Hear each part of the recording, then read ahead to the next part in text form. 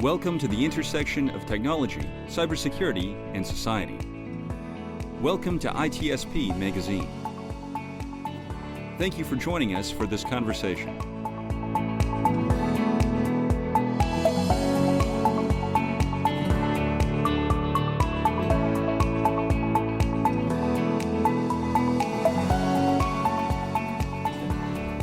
What a rad rig you've got here. Right? Yeah, love your show.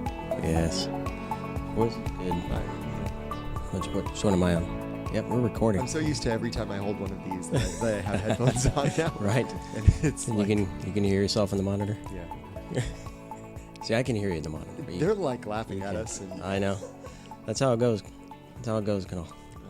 it's hard. It is. Life is hard. It is. And then we immerse ourselves into the goodness of RSA conference. How's RSA? This is the segue, Eric. How's RSA? Yeah, no. I'm getting the nod over there. Stay on track. Stay on track. Okay. We can talk music and Another music time? production and Yeah. another time. Another All time. right.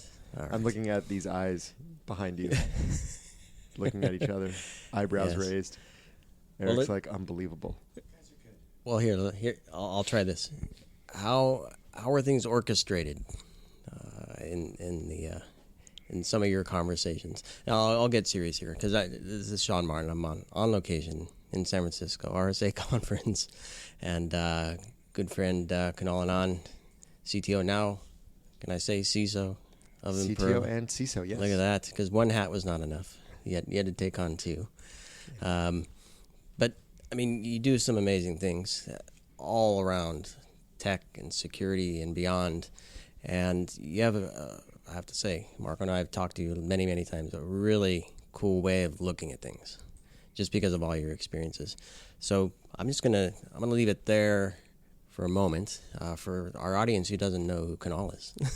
a few words, maybe describe the feeling of becoming a CISO as well as CTO as well. So who's Kunal? My name is Kunal. I'm Imperva's Chief Technology Officer and Chief Information Security Officer. Being CISO is everything I always thought it would be. I'm kidding, of course. No, it's what I expected the role to be. To get serious for a sec, one of the things that I've always admired about, great CISOs is their ability to remain calm and, really cut through, I would say, the broader noise and things that might be happening and really focus on the essence of what the issue is. Some of the best CISOs are some of the best team builders in the world. Some of the best CISOs are some of the best problem solvers in the world. Some of the best CISOs are some of the best collaborators in the world. And I've had the fortunate privilege of meeting so many awesome CISOs over the years and getting to just pick and learn, great qualities and great attributes. And so for me, when I was asked to take on the role, I said, I'm looking forward to it. And I started to think through, what did I want to take? What lessons learned? And so I actually picked up the phone and called, some CISOs I admire and asked them, what would you do as a new CISO in 2023? What would you focus on? What would you do? And the feedback was amazing. The thoughts, the lessons, the things that they taught me really shaped the mental model. And so, one side for me is being CTO, where I get to build things, and that's product, technology, strategy. I get to evangelize. And then the other side of it is CISO, where I get to protect. Yep. And protecting the business, protecting Impervians, protecting our customers' data, our partners' data, our brand, our reputation, right? So there's a lot that goes on there. And so it's a lot of fun stuff. And I don't necessarily want or need you to get into the specifics of your role, but just your general view of this, where security doesn't always cross over into enabling business. It's about protecting the growth, right? And in your CTO role, you have the role of making things happen, right? So now you wear both hats. And do you think that's going to really help you enable and drive growth and protect it all within the same mindset? Absolutely. It already has. Yeah. So when I go in and I meet with customers now, it's one thing to say I'm the CTO of Imperva, and I've been doing that for years. For 5 years I've been doing that. And people, when I say that I'm the CTO of Imperva, they want to talk technology, they want to talk product, they want to talk innovation, they want to really have those discussions. But when I say I'm the CISO of Imperva, the conversation totally shifts. They look at me as a peer. And so we end up having these awesome conversations that, are really things that we would never talk about if I were to say I was just the CTO. I was in, several great conversations this week where people were asking me about my risk register, and they were asking about collaborating, and, they were asking me about how I did due diligence for a different product segment, and how I've structured my team, and how I do product management and program management around my risk, and how frequently I meet with our board, and how do I map risk overall, how do I solve these problems. It's awesome to be embedded in that community, and I feel, for the first time ever, that my RSA experience has just been incredibly informative and also incredibly different.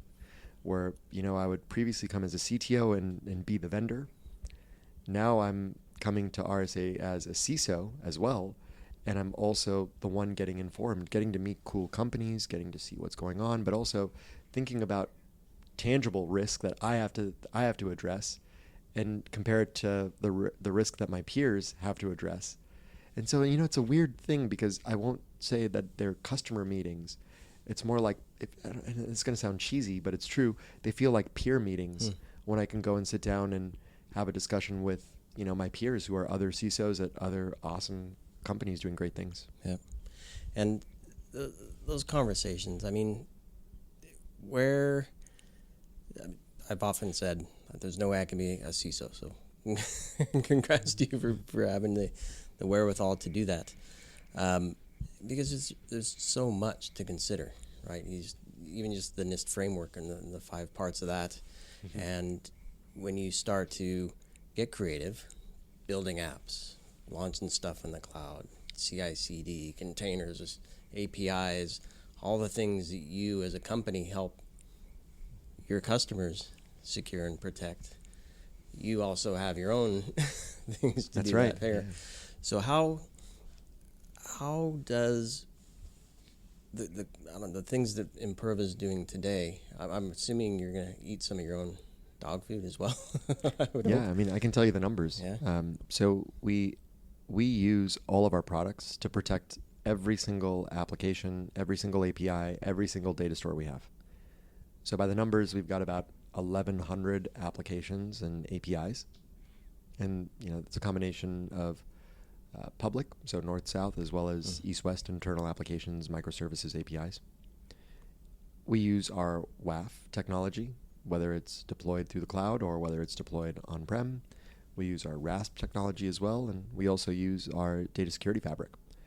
And so again, the one side of me is I get to build product. I also get to use our product. And what's cool is when I have newer types of requirements or I need new things, I can literally provide that feedback to our product development teams. And what's shifted for me now is, urging our product development teams to say, listen, use me as a customer and use me as our first round of feedback. Before we go to the market, before we take anything out, take the car out of the garage, let's talk about it internally. Let's see what we're seeing and let's give you real feedback because, we're a real security team. I would say, the other thing that was difficult for me rationalizing to take the role or not take the role. I've been in this space for a long time. Sean, Marco, we've known each other for quite some time. And typically in cybersecurity, when people call themselves CISOs at a cybersecurity company, they're sales focused. That's like a real thing. And I'm not. I think you all can appreciate that. Yep, absolutely. And so for me, I was really serious about taking on that role, which was if I'm going to do this, I'm going to ground myself as a internal CISO. I don't need to give talks about protecting the business. Right. For me, it's about actually protecting the business. And so really putting all the time I have, 50% of my time is being CTO, 50% of my time is being CISO. And I can do that because I've got great people working with me. our deputy CISO, my deputy CISO, he's incredible. Longtime Impervian, been with the company for ages. And we have a great relationship, that trusted relationship where I can get that 50% time to go be a CTO and have those discussions. But again, when I took the role on, I said to the team, I'm only going to be focused as a real CISO. And I'm going to do the things that a real CISO would do, right? Protecting things. And so, yes, that means deploying our own products, eating our own dog food, and providing real feedback, to the rest of the world, but also keeping an eye on to what else is emerging out there. I know you brought up frameworks and whatnot, and we can definitely talk about it because, I think these frameworks that we've established and that we've built, I think they'll need to become more generalized, especially given some of the most recent trends that we've seen in technology, which is just mind-blowing for the last couple of weeks and months. Right. And let's talk about trends. So I would imagine you didn't just start watching what's going on before you got that new hat to wear. So what are some of the things that organizations may not be aware of that you've seen coming into and also during this week that could change the way that they need to look at their programs? Yeah, I think so much of this is, when I think about holistically, like, why do we do what we do? Put the CISO hat on. Why do we do what we do? We're fundamentally trying to protect an organization, right? Why am I a CISO? Because I care about protecting our company, but I care about protecting, the data of our customers, the data of our partners. And I've often taken this reductive view. And I know people who care about niches and, different areas and sub-industries and segments will roll their eyes when I say it. But ultimately, what we do is we protect data. It doesn't matter if you're deploying a firewall or an endpoint solution or an in-application solution, or if you're protecting APIs, you are protecting data. Whether it's data that's being accessed, or read, data that's being, written, data that's being moved, we are protecting data. And I think what's really interesting is, when you start from that first principles thinking, you kind of look at the world very differently versus if you start by looking at the world as a bunch of segments, kind of like as this giant mosaic, you can get really turned around very quickly. And so for me, I always start with, okay, what do we care about? We care about protecting data. So let's talk about the trends, right? Yep. And I would say trend number one is most of the data breaches that have happened and that will likely happen, and most of the breached records, and I would say, I think the stat I saw was something like 95% of all breached records recently, that came through APIs. That didn't come from direct database or data store exposure. That was because someone compromised some API, or they took advantage of a poorly designed API, a poorly, or an insecure API, something that wasn't really considered.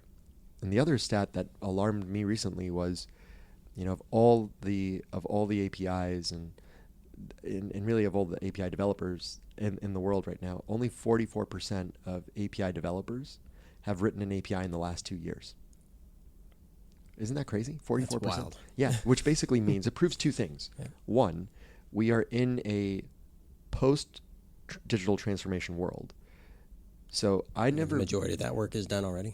I think so. And I think, what I call it is modernization. Mm-hmm. I think we're in a modernized world, and we're slowly going to be in this sort of postmodern world. And, when I think about that, it means that we now have newer types of applications, newer ways that data is accessed. So mobile phones. Yeah. I mean, when the pandemic started, we were not using our phones to pay for things in the United States. Now you pretty much are forced to use your phone. And every time you make one of those transactions, what do you think is happening in the back end? Well, there's an API or a series of APIs that are being called between your phone and some endpoint somewhere in some fancy cloud. Yeah. And the way I kind of look at this whole thing is APIs rule everything. They're behind mobile applications, single-page applications, modern applications, microservices. Partners use microservices and APIs to communicate with each other. And you think about IoT, right? And I know we've spent some time in the past kind of brainstorming a little bit about that and what that world looks like as well. Mm-hmm. And so APIs are everything. Developers who are trying to build these things have never really built them before. And if you've never really built them before, how do you know how to secure these things? You just make the call. You make the call. You know it. Yeah. You know it. Yeah, you make the call. And listen, I'm a developer as well, and I know what that world is like. Someone tells you, oh, it's as easy as making an API call, but then you don't really factor all that into consideration. So I'd say that's part one of this. So the way that data breaches are now happening, mostly through APIs. That's trend one. Trend two, and this is one that's a little bit maybe more cerebral, but I think it's very real. And I'm not seeing it get a lot of, which is surprising, I'm not seeing it get a lot of attention at this show, is the sort of impact that AI is going to have around both offensive and defensive security.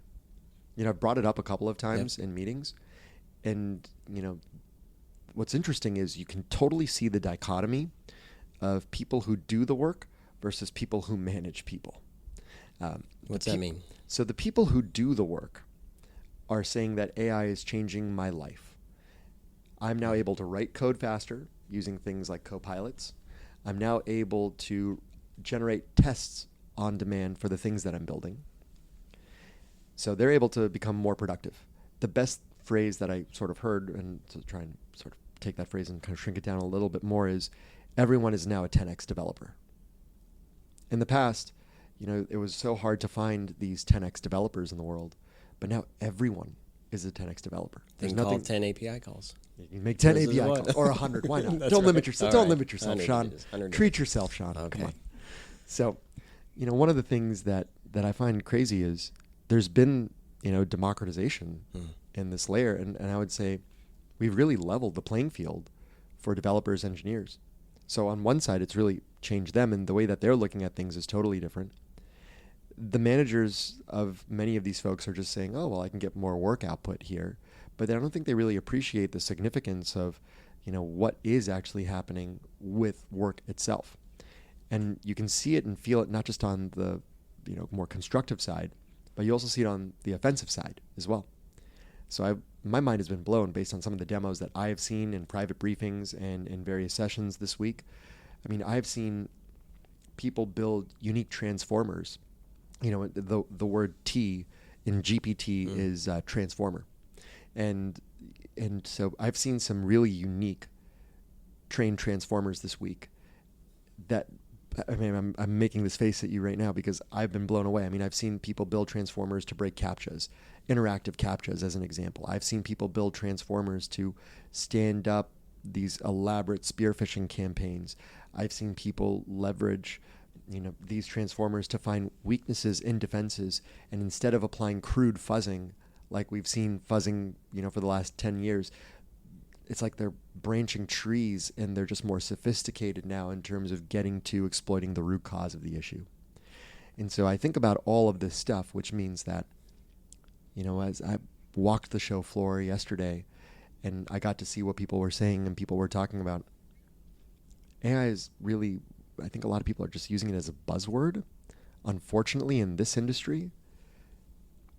And they need to really take a step back and understand how they can actually use artificial intelligence capabilities like these transformers, because the next wave of attacks is not going to look anything like the current wave. And it's really interesting because I did a session earlier in the week on augmenting the analyst, the SOC analyst. Yeah. How they can become 10x analysts, or to do 100 things instead of one. But can we touch on that for a second? Sure. Because that is super important to me. Okay. So in my world, you know, being a CISO, we have SOC capabilities. In the past, we used managed SOC, an external SOC. We made a decision, you know, to bring that capability in-house.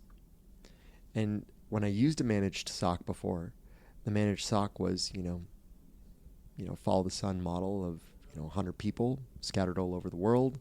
Didn't really know who these folks were. They were badged into the system as contractors, right? And that's true for every managed SOC. Yep. But the reality is, I can probably do a lot of that work leveraging the innovation that's going on in AI now. And we've actually started looking at, okay, well, what are the narratives? What are the workflows that we want? Right. I was joking with our team earlier this week of something that I wanted to build, and maybe, you know, because I am technical and you know how I like to roll. Yep. I was brainstorming, wouldn't it be cool to have like a CISO GPT? where it's like a series of functions and tasks that as a CISO you would care about. And, really broadly, CISO GPT is just a cute name for really it's, a security GPT, but it's more like defensive security, where help me understand my risk, help me understand and plot my risk register, track the movements there, all the way down to, we're generating a lot of compliance data today. How does that compliance data relate back to security and actionable data for an organization? And then you think about the data that's going into a SOC. Can I make my SOC analysts superheroes? So we talked about those 10x developers. Yep. Can I make 10x SOC analysts? And the answer is yes. The answer is yes. Yep. I love it. And I've had another conversation on democratizing or commoditizing security, where the idea was that compliance is a commodity, right? You get the checkbox that, I'm a SOC 2, I'm a whatever. And there's I wish it was that easy. I know. Right? Well, you just pay for it. And then, so the idea was that security might end up being there, and it was in the context of kind of outsourced, where you're procuring a managed service, but they're not really managing much, and we end up where security is a checkbox. And I hear what you're saying in terms of the innovation, and I'm wondering how AI plays a role in maybe taking that back so it doesn't become a commodity. Yeah, let's actually play it forward. Okay, so we're in 2023. Every week there is a disruption in AI. Every single week. I remember, a few months ago, it was only 4 months ago, and I remember walking around and this is going to sound crazy, I was walking around in Singapore when GPT was released. And I was hearing and listening to all sorts of things about, okay, this cool technology's out there, you can ask it all sorts of questions and it gives you back all sorts of answers, it'll summarize stuff for you. And there were some weaknesses and some issues. And, it was GPT-3, then there was GPT 3.5, then 4. And around this time and slightly before, we got into generative art, generative media. You can make music now, you can make photos, you can make videos, you can make headshots of yourself. I just saw the wildest demo also earlier this week of people who are able to synthesize their own voice and make podcasts with their own voice. And it's mind-blowing because every time I think I've understood what the landscape is going to look like, it just changes again. Yep. And, generally it looks like there's going to be a wave of folks, when you think about AI, the folks that are going to be building, I would say, like the base substrate of this stuff. And these are going to be academics. These are going to be people who are going to be driving these new types of models, breakthroughs in innovation, because I think we all know how innovation curves typically work, which is, transformers are new. We're going to push transformers as far as we can, but at some point we will hit a limitation of the transformer model. And then exactly, we'll branch off and we'll make something new. But right now we're so early on in that process, so I can't tell you what comes after transformers or what a post-transformer world looks like. But what we are seeing is people are not just using ChatGPT, but they're building their own, because it's actually not that hard. I built a transformer in less than a week. Super cool. So let's talk about that, and in the context of security programs, because for me, this is a time where this role can be really, really exciting, I think. And the reason I want to go here is because of your creative mind, right? You're a person. You do a lot of things. You have a lot of hobbies, many of them creative, many, I'm sure, tons more that I don't even know about.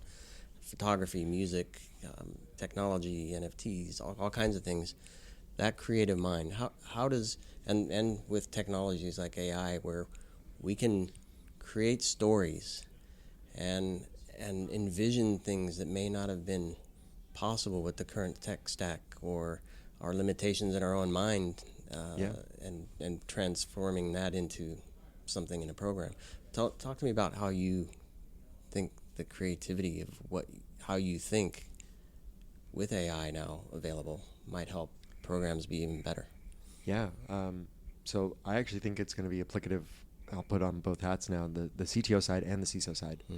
So on the CTO side, actually, I spend a lot of time educating our own internal teams about, who Imperva is, where we're going. I build things like collateral, like pitch decks, and all sorts of things like that. I'm going to automate all of that. I'm not kidding. Nice. I'm going to automate all of that because I have all sorts of voice samples of myself.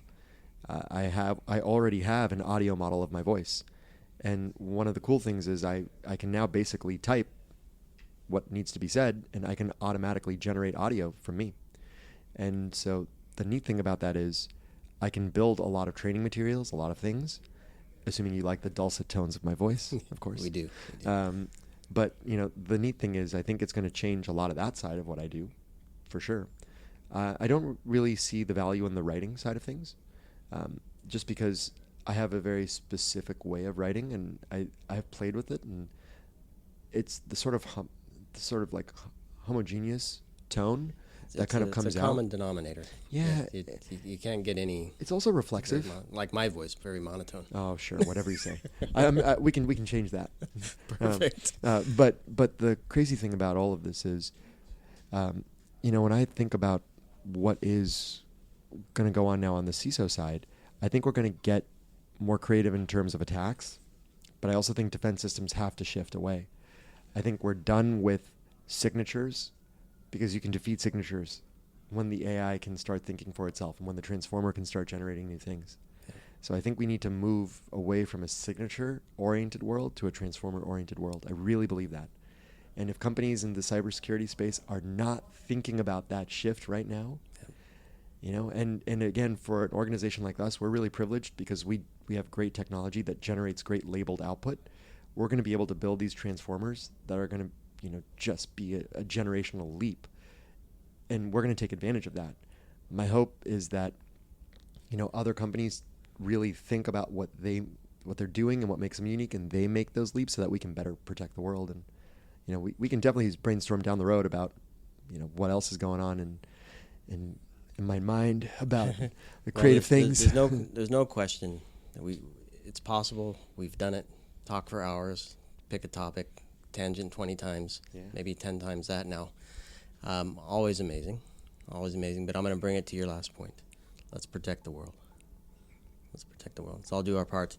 Kunal, it's amazing, as always, to chat with you. Thanks a true pleasure. For hanging out. Yes, good to see you. And thanks, everybody, for listening to this. We'll include links to Imperva and Kunal's profile, and you can check out his new CISO title there on LinkedIn and all the other good stuff he's doing.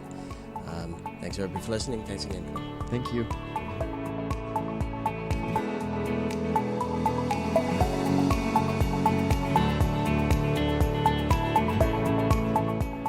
If you enjoyed this podcast, share ITSP Magazine with your friends, family, and colleagues.